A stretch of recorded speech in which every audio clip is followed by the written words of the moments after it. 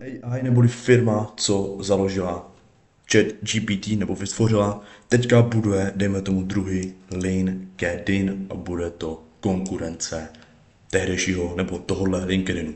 Jdeme se kouknout, co to je za platformu. Tady přímo od OpenAI můžeme vidět, že půjde o platformu, která se bude jmenovat OpenAI Jobs. Tady shrnutí z Notebook LM, které jsem připravoval.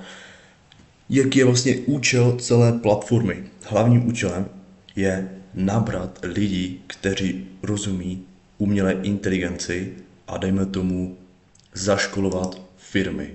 Tudíž firmy tam uvidí lidi s nějakou, dejme tomu, rekvalifikací, s nějakýma certifikacema, co vlastně ten člověk umí ohledně AI a jak té firmě by mohl pomoct. Co se týče automatizací nějakých věcí a tedy. Uvidíme, jak to bude fungovat. Má to se spustit až příští rok, ale bylo to představeno už 3 dny zpátky, tudíž 4.9. to bylo představeno, ale bude to venku až v roce 2026. Zajímavé, že vlastně už do toho jdou firmy, jako je Walmart a další velké firmy.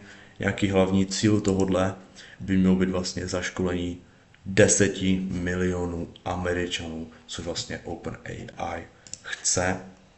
Takový jakoby hlavní cíl do roku 2030, který můžete vidět.